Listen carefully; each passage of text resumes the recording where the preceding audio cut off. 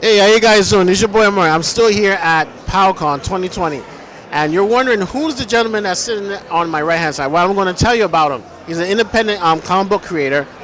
He's been drawing for a very long time. He has a lot of great work. He has some amazing work right in front of me. I'm not going to keep you in suspense any longer. I'm talking about the one and only Shawn Atkinson. How you doing, sir? I'm doing good. I'm doing good. We're here at Pow Con, just promoting our stuff and selling to these nice people out here. Yes, he's here at Pow Con promoting his wonderful work and he's selling it to the public. That's great, man. So, my audience, they don't know anything about you. How did you get started in comics? Well, I mean, I've been reading comics as a kid, just like everybody else. And I eventually, as I got older, I eventually went off to art school, high school art and design, where I met my partner and a bunch of other people that I work with currently, on and off. And eventually I did, after going to School of Visual Arts and School of Art and Design, I started doing freelance work. That's a long time ago now. Really? You don't look too old to me. Old enough. That's already about more than 25 years ago. He's just being modest. All those grays you see in here, that's hair dye. That's marker. That's not hair. That's not real grays. So, do you work? Did you ever get to work for any of the big companies? I did a little work for DC Comics. I did a lot for a lot of the independents that were around. Let me see. Yeah, it's pretty much, as far as big companies, that's really it. But, back in the day, there were tons and tons of companies that are no longer around anymore. Well, they were putting out content that wasn't for the public, and I'll leave it at like that. Okay. That's the reality, because if they were still around, the public would still keep buying it. Okay. So I noticed you have some comic books in front of you. What are these two right here? Well, actually, this is the main one. This is my comic that I had been currently working on. I have been currently working on this one, Bombshells Inc., which, is 100% done by me. It's sort of an action-adventure comic with a sort of skewed look at the life of a superhero. My characters are like ex-superheroes who kind of find themselves living in New York City with no real skills to make it outside of fighting and punching guys and knocking down walls.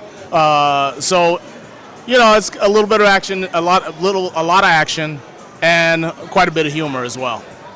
Wow. Well,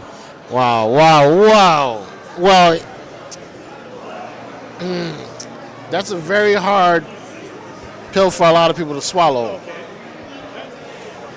Yeah, because they're ex-superheroes, and now they realize they got to deal with real-life situations. Working, keeping a damn job, and they have no real skill sets. Not a soul went to college. Right, pretty much, yeah. Oh, man. Wow, that's a tough book, man. So, how long did it take you to complete this one issue? It's kind of hard to say exactly. I mean, it was something that I had to work on and off between other jobs and that sort of thing. But, I don't know. I mean, it did take a couple months to finish an issue because in this particular book, basically I wrote the script, I penciled, ink, colored, and lettered it. I say that every time because it was quite a feat. Every bit of the work was done by me. So basically, you're the Shawn Atkins Motown machine. Almost. Not almost, you are. You said you did everything on your own. Yeah, well, in this case, yes. I mean, that's good, though. That's cool, man. That's cool. Oh, yeah. If somebody wanted to order your book, how should they go about contacting you? At the moment, they can reach me through Facebook or Instagram. I can work out a way to get it to. I don't have a full-on website where it can be ordered from, but there's always a way to work it out. Yeah. You heard what the man said. Reach out to him via Facebook, and he'll take care of your order. Yep. Shawn Atkinson or Powsmith Studios. You can reach me.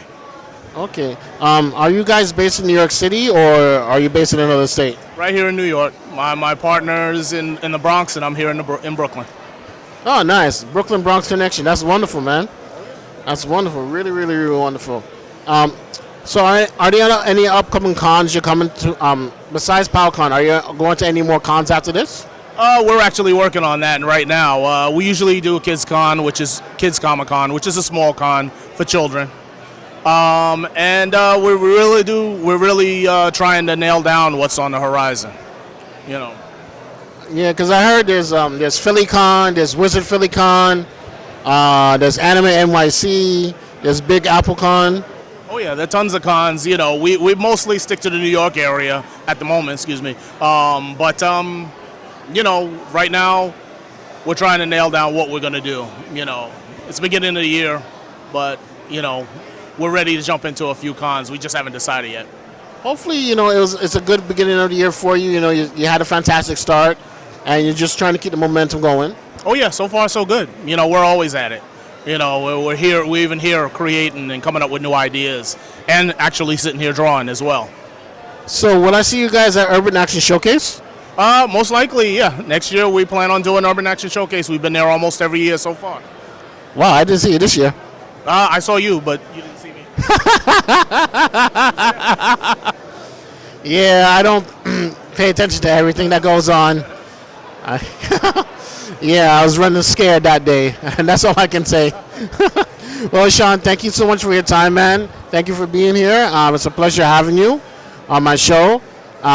Remember, guys, if you want to order the book, contact him via Facebook, and you know he'll take care of your order. If you need any illustrations, like he has a wonderful drawing of Superman. That's my partner's work. Okay. Whoops. We're both working together. But So which one is yours? All these are his, but all my books are here. Okay, let's just show. Take a look at us. Okay, so if you need his work, yeah, I screwed up, big time. Talking to the man, Paul Kent too. So. Well, anyway, guys, thanks for watching, and that's a wrap. Until next time, bye.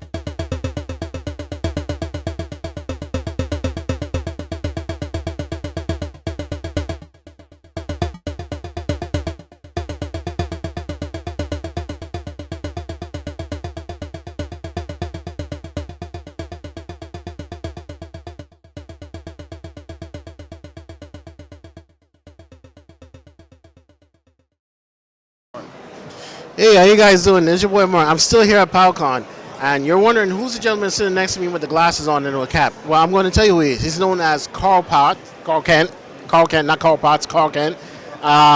He's an artist extraordinaire. I just finished speaking to his homeboy, Shawn. You know, Shawn's a great guy. Shout out to Shawn Atkinson. I'm here to discuss Carl and his work, and you know, well, I want to say also thank you for being here. Thank you for coming to the show. So here's a question I got to ask. When did you get started with art and comics? Oh, man, as long as I could pick up a pencil when I was a kid. Because I had a father who used to work for a printing press and used to bring reams of paper home. And after that, I used to start drawing on them, and that's when it all started for me. Okay. So what was the first comic book you ever purchased? The one that was significant to me was a Superman comic book, which is obvious because my last name is Kent. So I fell in love with that character. That was one. The other one was first appearance of Black Panther and Fantastic Four. Cool, man. That's cool. I see you have some lovely artwork on your table. Ah, yes. It's some canvas board print, acrylics, Copic markers, a little something I've been experimenting with. Looks like your experiment is a success. Thank you very much, man. I appreciate it. Whenever I'm in the mood, I got something to like put on canvas board. I'll throw something together. Like I said, it's trial and it's a trial thing. I'm working on some and making little improvements here and there. That's cool, man. I see you have a comic book in front of you. What's that about? This is St. Cloud, The Adventures of August and Senshu. It's an action adventure, a little comedy as well.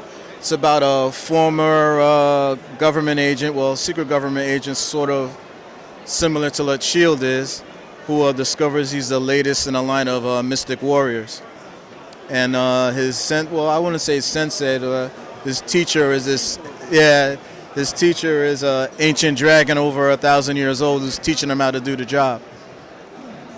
Wow, she's really old. Well, they have sort of a contentious relationship. She's training him at the same time. They'll be saving the world and arguing at the same time. It's like a sort of a crazy buddy action adventure story. Nice, man. Nice. I also noticed you're working on some artwork right here too. Yes, this is a page from a spin-off from the St. Cloud series. There's a character that's going to pop up in the follow-up. And people like the design of the character, so they were saying if I'm going to do something with her. And I decided I was. So this is sort of like a teaser book for it. So I'm working on one of the pages for that right now. Unfortunately, we can't show you the page because it's a teaser. Yeah. And we have to keep you in suspense. That's a good thing. I mean, I could. Well, maybe next time I'll show you maybe what she may look like. But Buy the book and find out. Yeah. Buy the book. Can't show you anything. Can't show you anything just yet. Oh. I'm sure you'll enjoy it. Yeah, see, look. Boom. Can't show you anything, see? Yeah, there you go. But it's there. He's proof of it. Okay. So, do you ever have any plans to turn this into like a live action feature? I mean, if the opportunity comes up, yeah, I'm all for it. But this is one of my babies, my favorite characters that I came up with on my own. And like I said, if an opportunity comes up, whether in animation or another form, like I said, I'd have to pick very carefully, who I'd want to handle it if I'm not doing it myself. I see. Okay, all right. So if somebody wants to order the book, what's the best way for them to go about it to get it from you? The best way to reach me is through Facebook and Instagram. Right now, if you want to get a copy of it, you can reach me through there. We usually let people know what appearances we're going to be at, for the year. Right now, Shawn will tell you we're trying to figure out what our schedule is going to be for the upcoming year, because in between, we're trying to set up some new books, some new projects on the line, and we want to take our time with it, not to, make sure that it comes out right for people to enjoy. So we're working out the schedule. So far, it's been in the New York area, but we'll probably be expanding outside New York little by little. So, That's cool, man. Shout out to Shawn Atkinson again for making this happen, man. Without him, this interview wouldn't be possible. Right or wrong, yeah. It's right, It's right. But Good. it's a team effort. It's like me and him, we've known each other for a very long time, and we partnered up, and we make each other better artists. So, it's a perfect match. Wow. Well, Carl, thank you so much for spending time with me and my audience. And I hope to see you again next year at Pow Con and one of these other shows. Oh, here comes the Dominican Demon. The Dominican Diablo. He was on my show too. Oh, all right. Yeah. Hey. Well, I'll talk to the demon right after this. Yeah. He reminds me of the dude from the Key and Peele duo. That's a good thing. Hey, that's a good thing. That's like a pussy magnet right there. That's a pussy magnet, man. That's your pussy magnet, bro. Right? Yeah, well, I guess the ladies to drop the panties, man.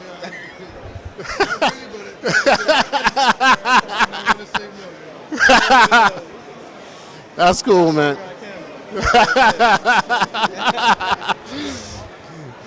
All right, guys. Thanks for watching. I'll see you later. Bye.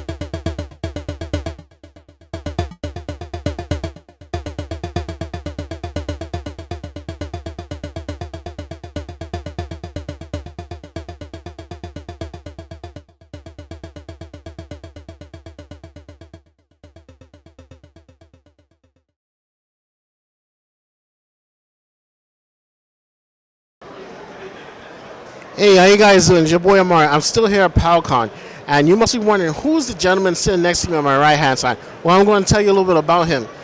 He's a child of the 80s, just like myself. He loves a lot of 80s properties like I do, but there are some properties I love a little bit more than he does, but he doesn't need to know that. I also noticed he also has some created own books right here in front of us, so we're going to discuss that and more. I'm here with the one and only George Vega. How you doing, George? Great, great. I'm having a great time here, and I'm enjoying the day. It's a beautiful day today. We're here in Brooklyn. Great day. So how are the sexy ladies treating you, man? Say again? Are the sexy ladies treating you good here? Yes. They're ignoring me perfectly fine. Nah, man, they're not supposed to ignore you. They're supposed to walk over here, take the shirt off and show you their breasts. But that's okay. So my audience, they don't know anything about you, and I want them to know a little bit about you. How did you get started with art and comics? A childhood passion. I actually started as a kid drawing, probably just like most of us. I would draw in class instead of listen, so I draw characters. Being a product of the 80s, I was really enthralled by everything that we had, which was Silverhawks, Transformers, Voltron, Thundercats. All that stuff really drove the creative drive in me, and I just wanted to draw that stuff, and I doodled that stuff, and even actually drew the Transformers out, and at some point, cut them out and have my own cutout paper toy versions of them. Alex Ross actually did that same thing too. Oh yeah? Yeah. In his book, he sculpted toys out of paper. He really did that stuff too. I was shocked, and you mentioned it too. Also, I'm a fan of Thundercats as well. I had the pleasure of interviewing Larry Kenney himself, the voice of Lionel. That's awesome. I mean, he's the ultimate, man voice. So that's awesome. Well, he's gonna be happy to hear that. You heard what he said, Larry. You're the ultimate man voice. That's great, man. I noticed you have some artwork on your table. You got some Transformers. You got some Beast Wars. You got some created on property. So when it comes to drawing Transformers, what's the hardest thing for you to do? The hardest thing for me to do is think about how the actual. Okay, I'm a detail guy, so sometimes it bothers me if I'm not 100% sure. Not so much the proportions, but how a certain angle of the robot looks like. So like sometimes I go online looking for like reference to a certain part of the Transformer, and I can't find a consistent reference because all artists tend to change it or shortcut it. And sometimes I go back to the toy to see how the actual toy looked like and re-reference that so I can get the right angle and the right detail of the Transformer itself. So I get caught up on the details sometimes. I want to get the details right. So that's probably the hardest challenge for me is to get those details right, because for me they were important. The way Optimus Prime's, ears look in the G1 versus G2 versus, current versions, how Bumblebee, his proportions were. So those details are what I work hard at to look. I actually I reference the toy, the original 80s cartoon, and some of the great art that's out there. Don't forget the actual cars too. Yep, they're actual cars, so I have to reference whatever Datsun version of that is. I look up at 85 Datsun and get that so I can draw that Transformer. So who's your favorite Autobot to draw, and who's your favorite Decepticon to draw? Good question. Okay, Decepticons. Yeah, no, you're bringing it. Favorite Decepticon would be Shockwave. Favorite Autobot, my man Prime. Okay. That's good to know. All right. So I noticed you also have some created own prop stuff right here. So please tell us a little bit about it. Oh, sure. That's the World of M, theworldofm.net. I actually have 9 pages up for people to read for free, and they could actually enjoy the introductory pages, and then I have the rest of the comic available in print form. So if you check out the website, you'll be able to read the first few pages, and then if you want to conclude the story, on the first issue, you could contact me and I can make sure I get you a digital copy or actual physical copy. But this is The World of M. It's a steampunk themed comic with it's just not steampunk. It also has a little bit of magic, fantasy, adventure, all of that combined to a fully designed world. I have the world designed and created. In other words, he can't give you the entire story. You just have to buy the book. Buy the book. Buy the book. Buy. Oh, man. So, I noticed you got a banner up here. Wow, that's nice, man. Thank you. It's really, really nice. So, you're hand-drawn, right? 100%, correct? No, actually, I'm what's considered a hybrid artist. So I work traditional, hand-drawn, and I also work digital. So I actually have my 24-inch Cintiq, where I actually draw on there as well digitally. But I also work traditional as well. Okay, so you draw everything by hand first, then you put it in the computer, then you color it on computer, correct? Correct. So Then you're still traditional in the proper sense. As for digital coloring, I understand, not everyone wants to color everything by hand with watercolor. That's understandable. As long as you're drawing everything from scratch with pencil, ink, I'm happy. I do have full pieces that are 100% digital. 100% traditional. That I drew by hand, inked by hand, colored by hand, which is markers. I use Copic markers, and they work great for me. Yeah, because the hand-drawn stuff, that shit is so powerful and so magical. A lot of people don't understand. When everything is drawn digitally 100%, it takes away the magic and the appeal from it. Well, I would say that the best in the business, you can't tell the difference. There are guys that I know and myself we try to strive that when we do a digital piece, you really can't tell if it was done traditional or digital. So I don't have a dog in this game. I don't just say one is better than the other, but I would guarantee you that there's some amazing pieces out there that they're 100% digital and you thought they were traditional. No, not you can't fool these eyes. Not these eyes, not here. I think so. But I respect the work that you're doing, man. That's cool. So if anybody wants to contact you for work, what's the best way for them to get in touch with you? Anywhere online, I'm known as George Vega Art. If you look up that name, you'll be able to find me on almost any platform, Instagram, Facebook, what else? Twitter. So if you look me up, you'll be able to find me anywhere. Instagram is my main go-to. Obviously, it's a very visual platform, so that's where I post. Cool. You heard what the man said. Instagram, Twitter, Facebook, his website, wherever his website is called. What's your website? theworldofm.net for the comic. All right. You heard what the man said. Check out that website. Guys, thanks for watching. We'll be back right after these messages. Until next time. Bye-bye.